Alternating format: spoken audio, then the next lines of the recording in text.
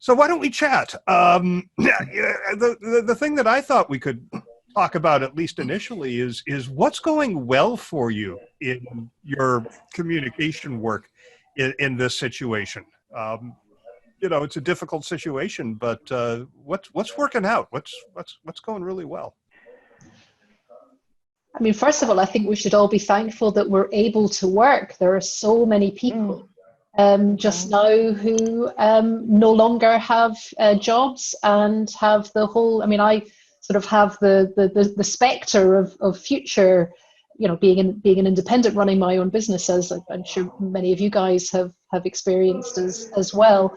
But, thankfully, we have some form of income. A lot of people in the world really haven't. Yeah. I'll jump in. Paul allows remote work, but we have an executive up the line from my reporting group who hasn't been a fan of that, and yet because we are required to all be working remotely for the last couple of weeks, we've been able to demonstrate tremendously that we are getting a whole heck of a lot of work done, and we've all got our tech up to the same speed, and so whatever misgivings this person might have had, we can pretty well document that we can do this if we need to going forward, which is nice to have that opportunity just based on who knows what's going to happen next. Yeah. Now, I think that this situation is going to actually accelerate the adoption of working from home by many companies once the crisis is over. Yeah, that was something we talked about on the show, and I think a lot of people are going to want to. But the more people I talk to, the more the percentage seems to fall on people who just can't wait for the office. I'm with Shel. I can't wait to get back to the office. I'm done. But this is early days. I mean, I hear that too from people who say, I can't stand this. I've got to get back to the office. This is only just the beginning. I think many people who haven't done this before, who encounter that, another week's time, you might realize that this actually is a pretty cool way of passing your day effectively. But for everyone, that is a fact. Some people will struggle, and I wonder how they manage where you have a mandatory work at home. Here in the UK, for instance, you have to be at home. That's it, unless you've got a kind of job where you have to go to work.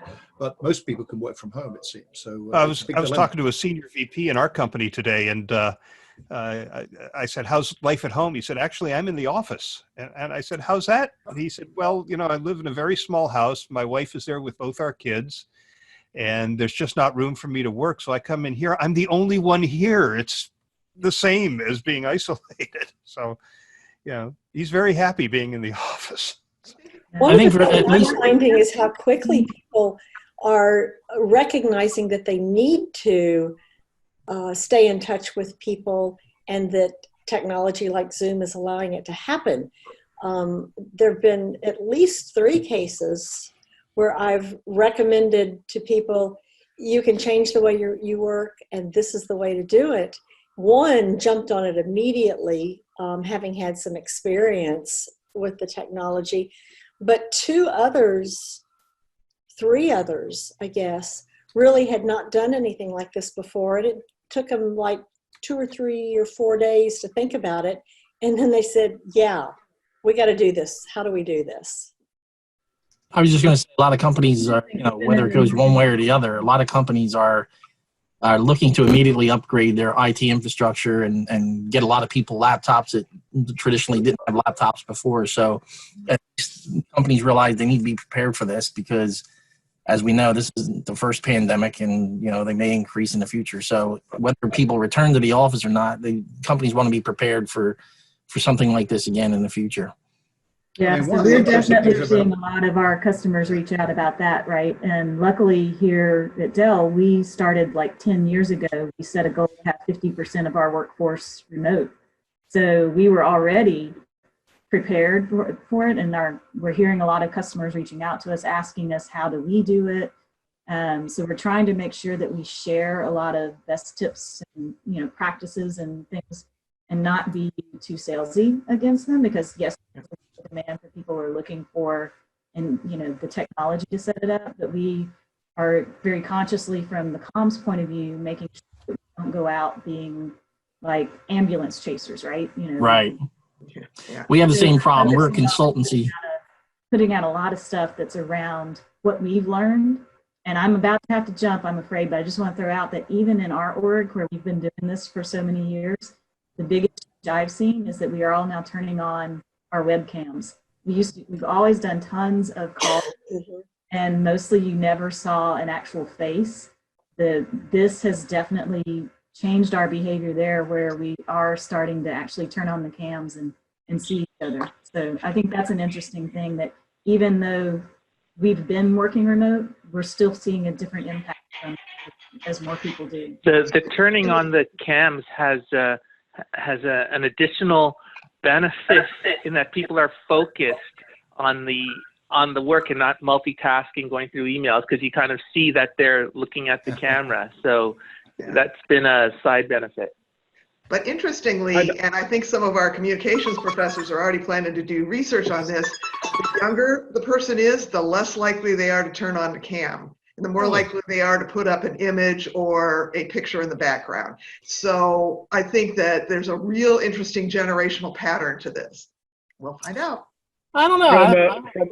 From the European, but I'm sure it's worth a study. Yeah, that's interesting. I mean, I have younger brothers and sisters who are 15 and 16, and they only FaceTime call me, and I can't take it. You know, I miss the days of just being able to call and put it on speaker and do whatever I'm doing. But every time they call, they FaceTime call me, so I find that interesting. Yeah, I think on the remote working aspect, I'm a bit more skeptic, because I mean, I'm talking from a European perspective. What we've seen after crises like these, and because this is the not the first pandemic, and we haven't had many of those, but still we've had many epidemics and other crises. People want to go back to normal as soon as possible, and the problem with that is that back to normal means back how it used to be. So I don't see European companies, not many of them, change drastically the way they've worked before, because they're going into remote. Because in Europe, most of the time in many countries, that means changing labor law. It's all regulated, those things. You cannot just put someone at home.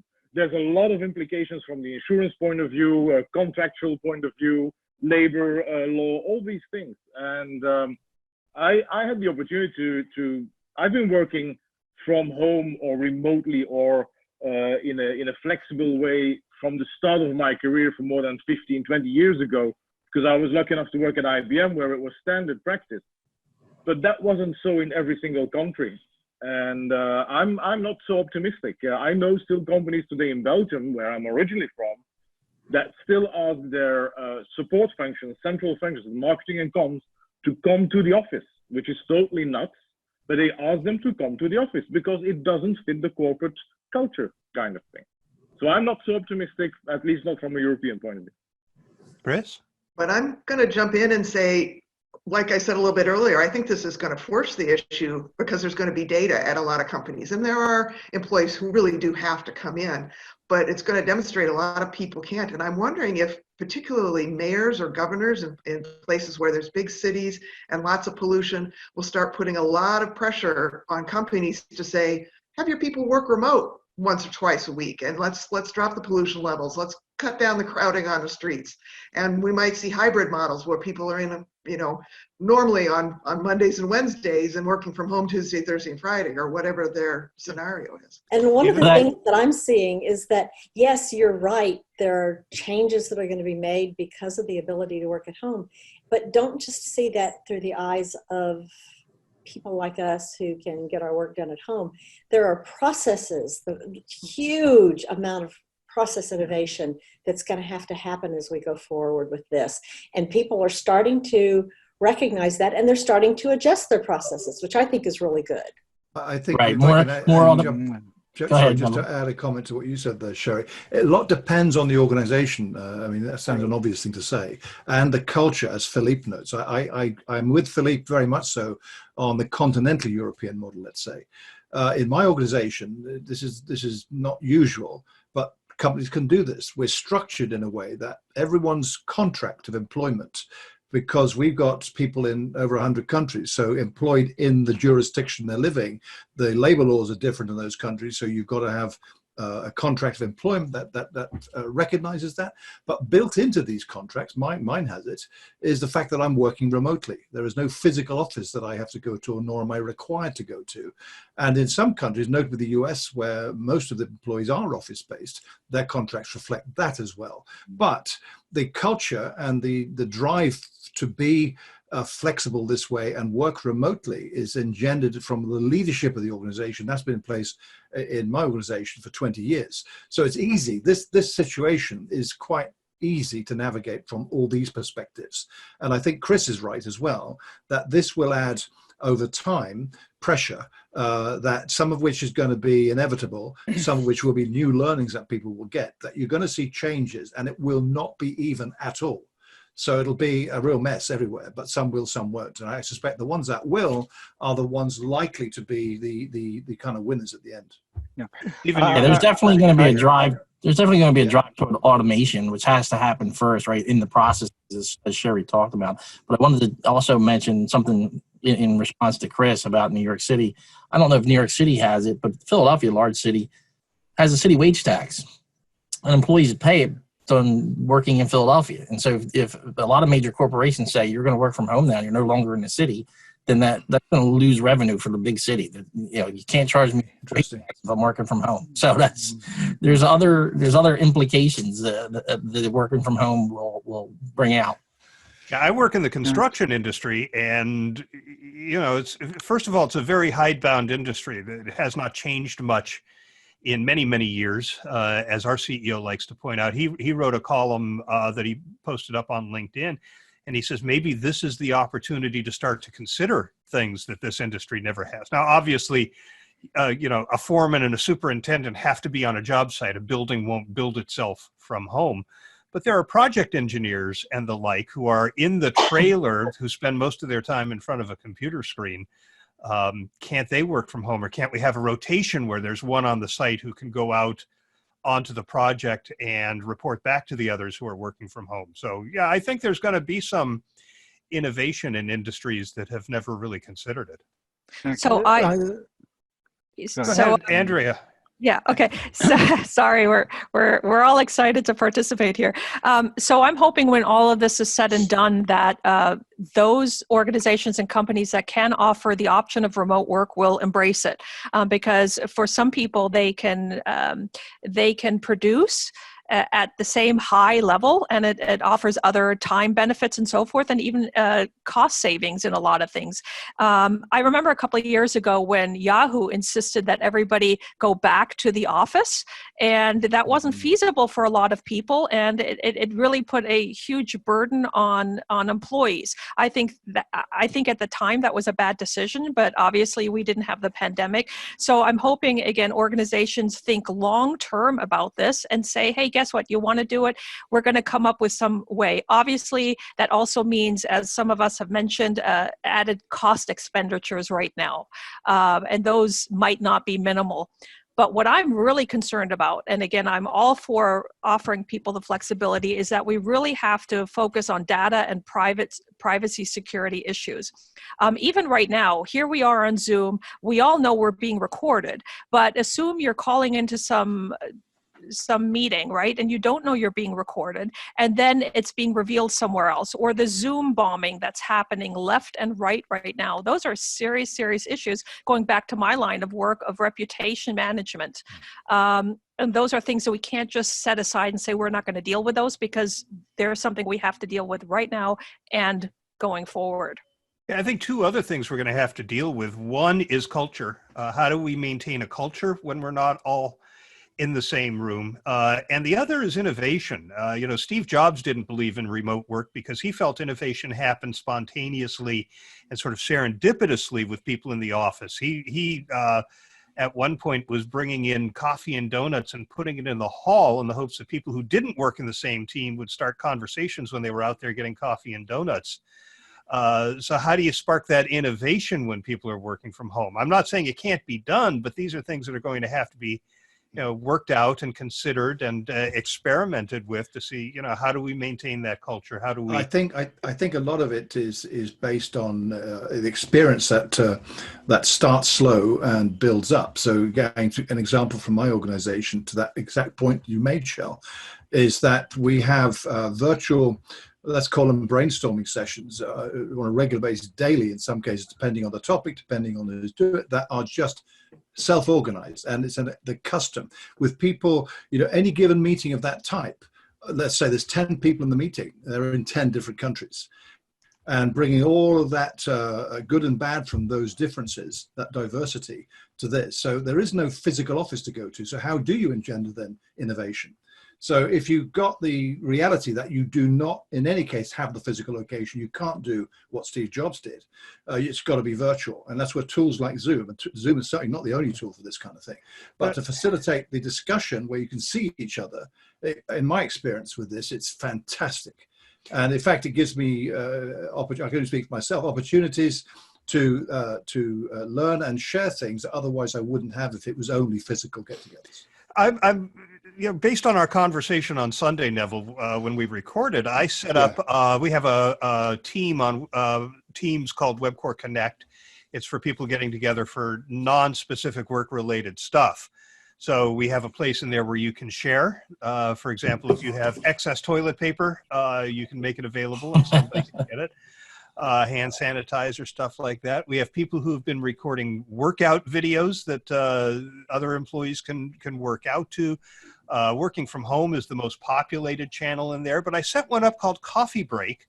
And the idea was, if you're going to take a 10-minute coffee break, set up a Zoom and have that coffee break with your colleagues. Not one person has done that yet. It's a serious behavior change.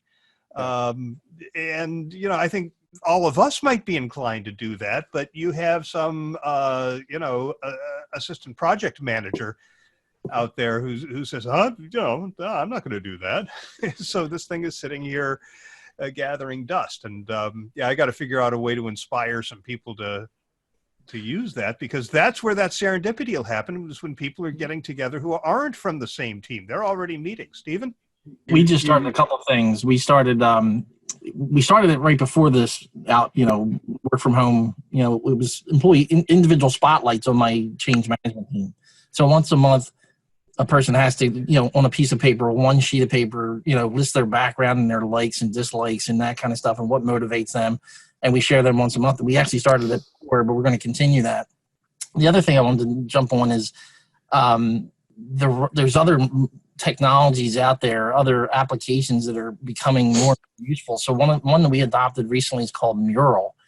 And I was supposed to go to Mexico City a couple weeks ago for an all-week workshop, which was an ideation workshop. You can imagine ideation. There's things on the wall. Everybody walks around the wall. Everybody's got Post-it notes, and they're putting them on the wall.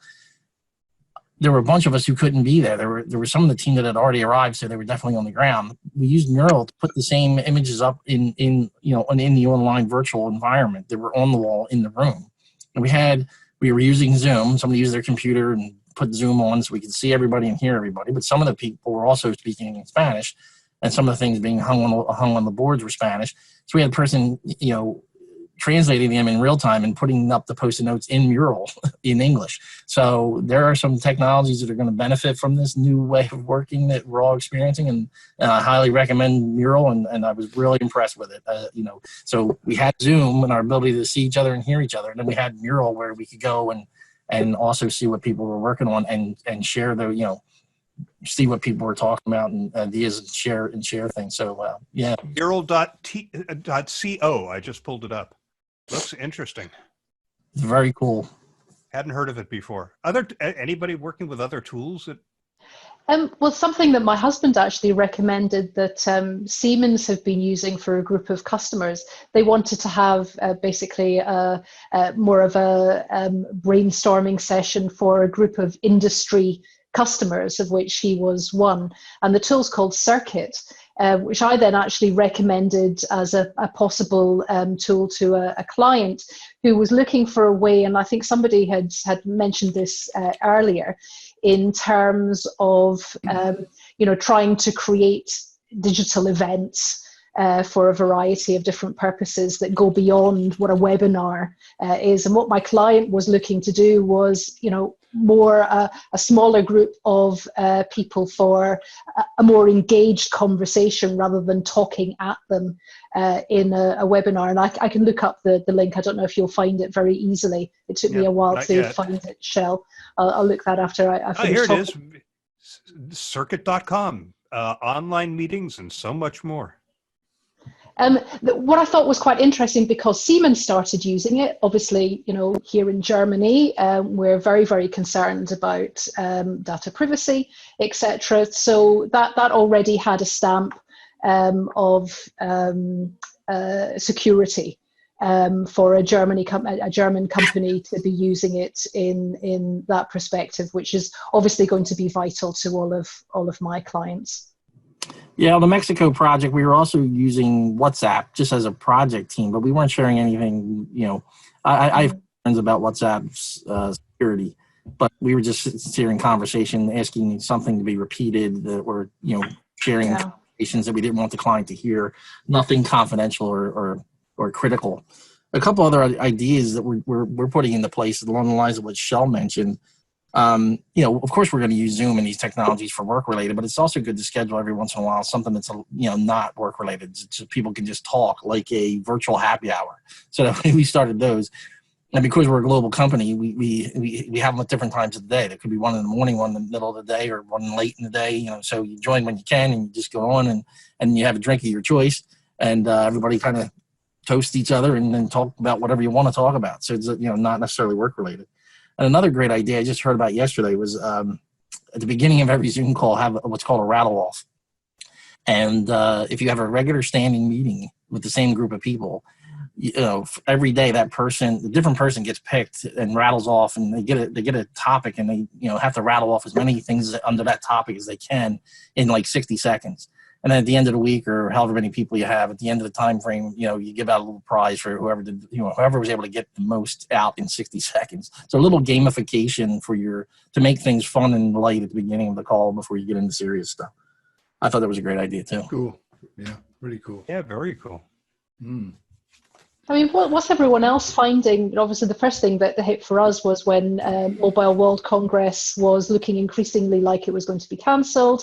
And obviously working for tech businesses, the recognition that your entire product launch schedule very, very closely tied to these major events. And certainly I'm finding my clients are either completely digitizing their house shows and looking for ways to go digital, to do it in a responsible way, so that clearly there's a major crisis happening at the moment, and we need to find ways to support both employees, but also be good corporate citizens in this situation. But very quickly, the next problem goes beyond the medical crisis to the financial crisis, and other than us staying at home as individuals to be good citizens, also making a contribution to the point I made earlier, to the financial economy of the world, and trying to keep as much of the financial economy going as possible. That's also the case for businesses. It's essentially their duty to try and continue wherever they can to help to financially support everyone else. I mean, I've got an example I can add to that, Ronna. That's a good point. I mean, Mobile World Congress you mentioned, we were going to be participating in South by Southwest in Austin. A number of panels that we were on, that event was cancelled. In fact, in our organization, a lot of what we do is events. We put on events in various countries around the world, and that ceased 100%, partly because our organization is on its own lockdown. No business travel is permitted by anybody until further notice. And so those events are not happening. Instead, what is evolving into, and I find this quite interesting, even though we do a lot of virtual events, we do those too, they're all now virtual events. And looking at some of the ways in which colleagues have been repurposing a physical event into something that could work virtually has been most interesting. Some don't at all, they can't. And in fact, some are designed about the physical interaction. That's potentially or realistically the whole point of that particular event. How do you translate that? You can't. So you've got a couple that I'm aware of at the moment that are running that have got about, one event was running for a week and there are like 60 different sessions within the conference. It's a big deal. There's 10 of them you can do virtually, and that's now the event. So is this this will become the new normal for many people? And you then realize the cost savings are huge. The imaginative work processes that evolve from it to do an event like that evolve quite quickly, and suddenly you're a new way of working without realizing it. So all that's going on, and there's things that truly don't work that you thought would. So everyone's going to go through all those learning experiences, and I think people will share all of these things that we can access online. I mean, look at what's out there already: how to be successful Zooms, how to do this, how to do that. In fact, overload of advice, if you will. But this is all what's coming, and it's going to be, I think, terrific. Yeah, I think it's going to be a fight to the death. Yeah. It's always going to be a fight to the death between the vested interests and the KPIs, and demonstrate, essentially the KPIs actually have to be paid attention to. What's interesting for me working in tech is that the entire agenda, the schedule for the year, is defined by the events. That's the thing. I'm hoping, and I'm a content girl rather than someone who organizes events and is interested from that perspective. So I actually think that that's a positive thing, but then that's my own vested interest. I also think it's going to be Neville, harder. around the. I'm sorry. Go ahead. Yeah, I also think it's going to be harder for people to gain attention as everybody is going online. I mean, I've seen it just in the past couple of weeks, right? Everybody's holding an event because they can't meet in person anymore, or Zoom meetings or whatever the case may be. So how do we grab customers and clients or whoever our constituents are? I'm in the nonprofit environment. How do we grab people's attention and say, hey, what we're doing is valuable, or we have value to add to you? It seems in the past, prior to the pandemic, that if somebody was offering something online, there are a lot of folks who are like, it's an afterthought. I signed up, I might have paid a nominal amount, but if I can make it, great. If not, I don't care. Versus committing to an in-person meeting, that seems to have a whole different hierarchy in terms of perceived value. So I think we really are going to have to fight for a paradigm shift on that, both on the user's end and also on the organizational end. I need to just interrupt slightly. I've got to drop on the call. I've got another meeting I've got to go to, so my apologies, but it's been terrific. And I need to drop in about 7 minutes. Neville, hope we can do this again real soon. Neville, before you go, that's what I was going to say. Anybody up for doing this like weekly? Yeah, great. Yeah, great. Neville, FIR on Zoom every week then, yeah. Neville and I will talk about a regular time to do this, and we'll get the word out. Jeff, you've been wanting to say something. Thank you, everyone. Oh, talk to you Thanks, soon. Neville. Thank you. Bye for now. Bye. Yeah, just building on one of the comments around the financial side, people are going to start to realize that, in Toronto Stock Exchange, at least I'm just looking, 2 weeks ago, it went down by 22%. 12%, then up by 9%, then down by 10%. Yesterday it was up by 4%, and before that up by 11%. Anyhow, to make a long story short, people are going to realize, hey, my pension plan, what's going on with that? It's whether it's defined benefit and loss 10%, like, am I still going to have a pension, or like a 401k or defined contribution where it's like, oh, I'm about to retire, what's going on? So as communicators, we have a lot of work just to calm people down and let them know now's not, can't necessarily provide financial advice, but you don't usually want to sell when things are down, but you don't want to provide advice to say, hey, this is what you got to do. Bill used to work for the California CPAs. I mean, Bill, what would you advise communicators talk about now? And you're muted, just so you know. Yeah, I just realized that. Well, in fact, I've been in touch with some of the people at Cal CPA, California Society of CPAs, and they're very active in communicating with the CPA community. They posted resources on their website for CPAs, and as I hope those of you who are in the United States know, you have an extension now on filing your income taxes to, what is it, July now? July 15th, yeah. 15th. So, but, unfortunately, well, it's a membership association.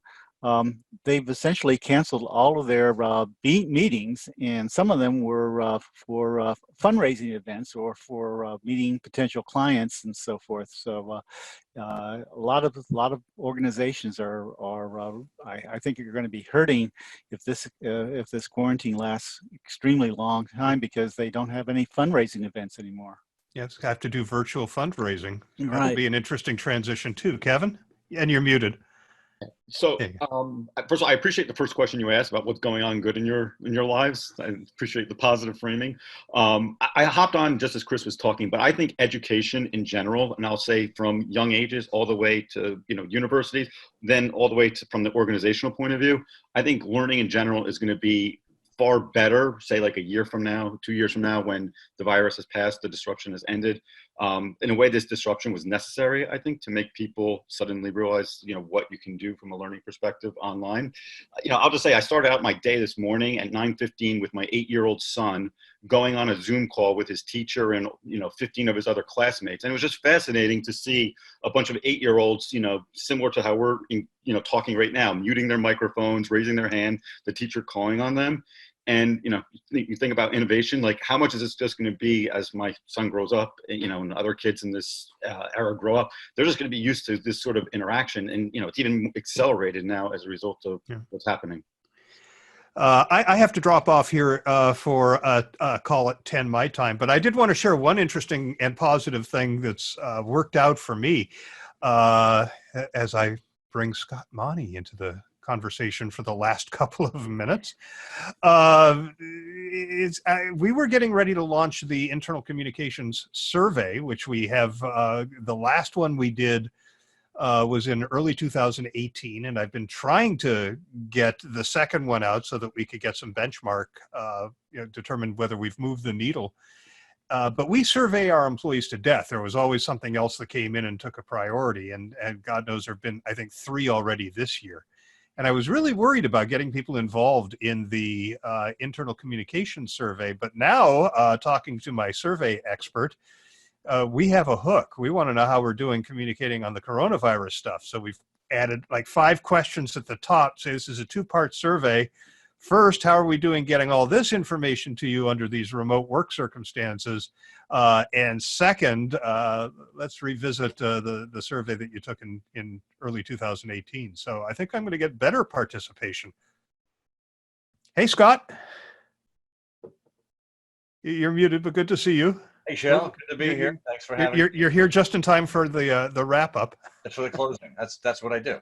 But we've talked about doing this weekly. So Neville and I are going to figure out what the schedule is and get the word out, and hopefully we'll be able to bring you on earlier in one of these conversations. It was an emergency bath time upstairs for the I understand. It is great to see you, though. This is recording. Does anybody have a problem if I share the recording? What I would do is knock off all the introductions and just post the conversation about the changes that we're seeing and how they'll play out in the future. Anybody have an objection? Because I won't do it if anybody does.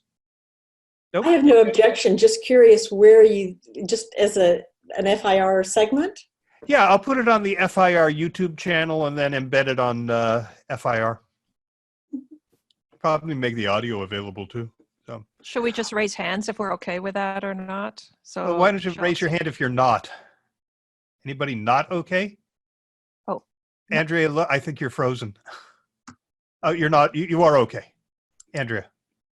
I'm okay. So I'm sorry, I couldn't hear. Are we raising hands for or against? Against. If you're not okay with it, I think most people okay. are. It'll be easier to see a hand raised if you're not okay. All right, great. Well, it's 10, and I do have to drop off, but we will get the word out for when the next one of these is happening. I hope everyone enjoyed it. I think as we do more of them, they'll get even more interesting as we learn how to do this. But thank you all. It's been great. And Thank you. Good to see some Nice of to you. talk. Good to see all of you. Bye. Bye-bye. Be safe, everyone. Bye-bye. Bye.